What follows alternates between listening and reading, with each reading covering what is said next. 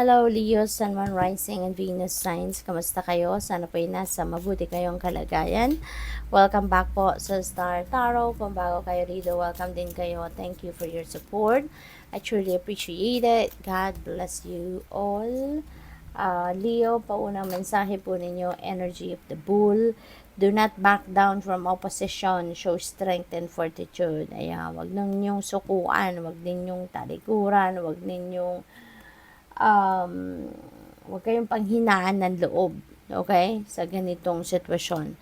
Kung sa tingin ninyo talagang worth it labanan, worth it harapin, go for it. Kung sa tingin ninyo kailangan talaga ninyong depensahan, 'di ba? Ang sarili ninyo or kung ano pa man, then go for it. Okay? Huwag kayong susuko. What else? We have courage, a journey either physical or mental. Ayan, so pwedeng malayo, no, ang nararating ng isip ninyo, naglalakbay siguro ang isip ninyo for whatever reason, or pwede rin na may travel talaga kayo. Baka physical travel ito, baka may dadalawin kayo, may pupuntahan kayo, pwedeng may sasadyain kayo, pero maliit lang yung courage, no? Kaya pwedeng saglit lang kayo or malapit lang yung pupuntahan ninyo rito. We have Cain, pay attention to your health, okay? Alagaan ninyo ang inyong sarili, ang inyong katawan, ang inyong kalusugan, kasi maaari, no, na naaabuso nyo na yung inyong kalusugan. Kaya kailangan na alagaan ninyo ito. Alright? No? Be healthy, practice healthy lifestyle, no, as much as possible. At saka, kung meron kayong mga schedule, kunyari, no, ng pagpapa-check up, 'di ba, may mga annual check up tayo. So, wag ninyong ipamamaya na or pabukas pa hanggang sa nakalimutan na, 'di ba? So, 'yun, parte 'yan ng pag-aalaga ninyo sa inyong sarili, sa inyong kalusugan. We have waiting for news, package or letter. Ayan, so siguro naghihintay kayo or may hinihintay kayong balita, may hinihintay kayong package or sulat. So, pwedeng baka delivery lang ninyo ito, no? Baka delivery nyo, baka may in-order kayo, or baka may sulat kayong hinihintay from school, from government offices, or from abroad, or kung kanino man. Yung package na yan, pwedeng passport niyo yan, ano? Baka hinihintay ninyo mga travel documents niyo, visa, or baka bagahe na from abroad, no? Baka mga ano yan, mga in-order ninyo from Amazon, pwedeng ganon. Or baka padala ng mga kamag-anak, kaibigan. So, that is also possible. We have bowl, plenty of material things. Wow, baka yung package na yan, diba?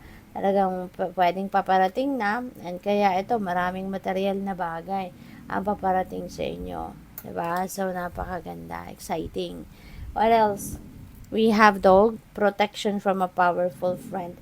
Ayan, siguro meron kayong mga isasangguni, no, sa mga professionals.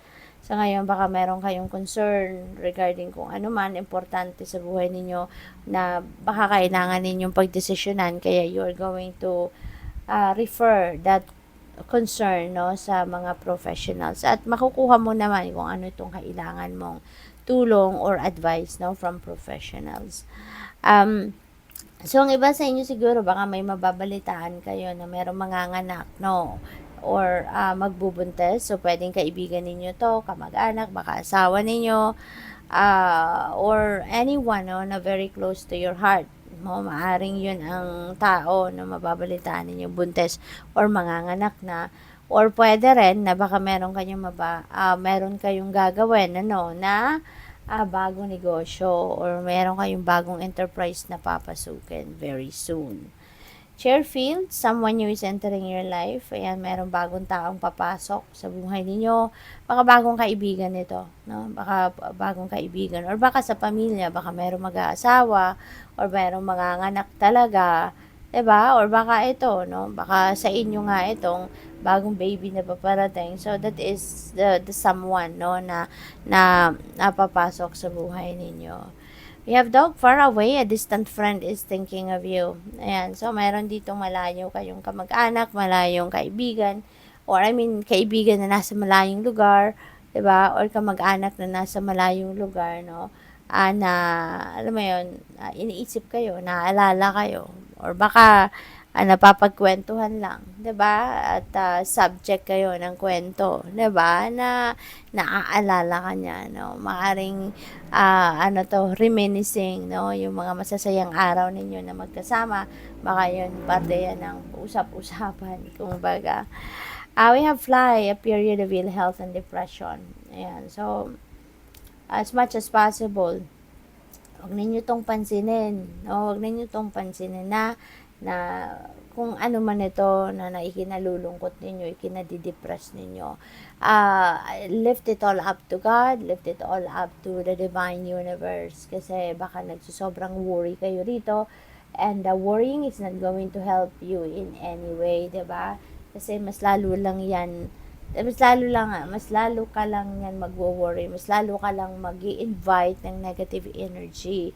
Kaya kung ano man ito, no, pag-isipan ninyo kung bakit kayo nandito sa sitwasyon na ito, anong dahilan, at isipin ninyo, paano kayo makakalabas sa sitwasyon na yan, 'di ba? Anong magagawa ninyo para maayos, 'di ba? Kasi pwede pang maayos, wala namang sitwasyon or problema na hindi nasosolve, hindi ba? Kaya isipin na lang ninyo, paano ninyo ito masosolve, paano ninyo ito maaayos. So, pwedeng ang sitwasyon na to na kinalulungkot ninyo rito could be the something na gusto ninyong isanggunin sa professionals, 'di ba? Kaya wag na kayong malungkot, okay? Isipin nyo na lang, magpaka-positibo kayo. Isipin niyo ang solusyon rather than dwelling on the problem itself, okay? We have chain of events that will affect your life. And maraming pangyayari, maraming mga kaganapan sa buhay ninyo na magaganap sa ngayon, mangyayari sa ngayon na parang may domino effect. Merong isang bagay kayong aayusin, merong kayong isang bagay na gagawin, and it's going to have an impact, no, sa iba pang parte ng buhay ninyo. Magkakaroon ito ng epekto pa sa iba't ibang parte ng buhay ninyo. So what else? We have next, an emotionally secure, loving family is important to you. So, pwedeng kayo, very family oriented kayo. Ang focus ninyo is yung kabutihan ng inyong pamilya. Maaaring yung nasa isip ninyo lagi is yung yung papaano ninyo mapapangalagaan ang inyong pamilya, no? So, pwedeng ganun. You have affairs with your family. Ayan. So, baka meron ditong mga sitwasyon sa pamilya ngayon na nasa balikat ninyo nakaatang. Na baka kayo yung nakatoka, kayo yung nakatokang mag-asikaso, kayo yung nasa balikat ninyo, no? Yung yung parang kayo ang inaasahan, no, na mag-manage, no? So, what else? We have forest, muddled and unclear thinking.